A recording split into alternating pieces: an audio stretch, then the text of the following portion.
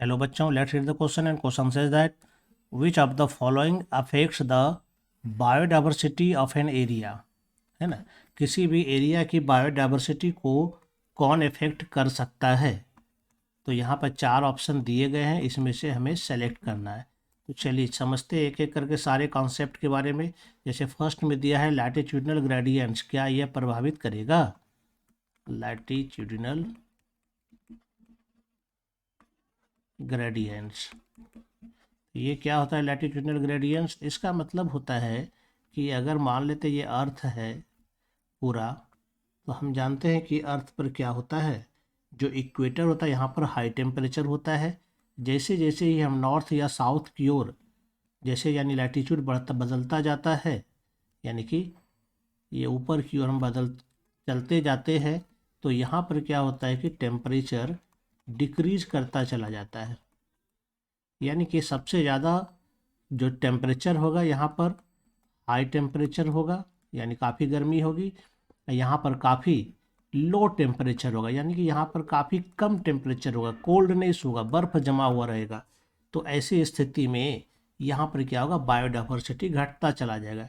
यहाँ पर जो होगा ये हाई बायोडाइवर्सिटी पाई जाएगी, है ना। यहाँ पर चूँकि फेवरेबल कंडीशन है, हाई टेम्परेचर है, तो हाई रेनफॉल भी होता है, जबकि यहाँ पर क्या होगा, लो बायोडाइवर्सिटी पाई जाती है। तो इसका मतलब क्या है कि लैटिट्यूडनल ग्रेडियंट्स जो होता है ये निश्चित रूप से बायोडाइवर्सिटी को प्रभावित करती है ना। तो ये हो गया, ये तो ठीक है।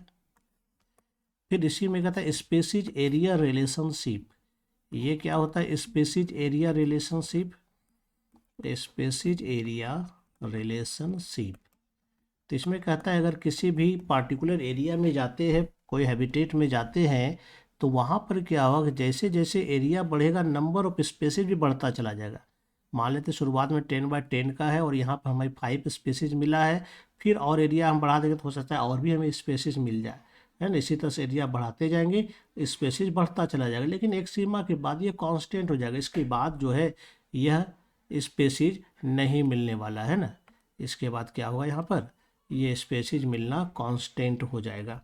तो इसके लिए हम लोग फार्मूला यूज करते हैं S बराबर CAZ, जहाँ S का मतलब होता है स्पेसीज, A का मतलब होता है एरिया होता है, C कांस्टेंट है और Z जो है इसका स्लोप को बताता है ना।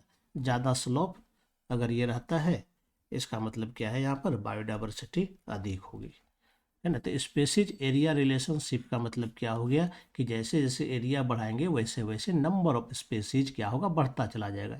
इसका मतलब ये भी प्रभावित करता है। इसका मतलब ए नंबर जो है हमारा सही आंसर हो सकता है।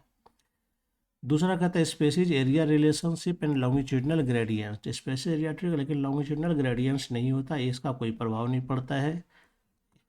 और सी में बोथ ए एंड बी, तो ये गलत हो जाता है अपने आप में ही, क्योंकि बी गलत है। और डी कहता है latitudinal and longitudinal gradient. Latitudinal तो ठीक है, लेकिन लॉन्गिट्यूडनल ग्रेडियंट्स नहीं होता, ये गलत है। तो हमारा जो बिल्कुल परफेक्ट सही आंसर निकल के आता है सामने, वो है हमारा A number answer, latitudinal gradients and species area relationship. दोनों स्थिति में बायोडाइवर्सिटी यहाँ पर चेंज होता ही होता है।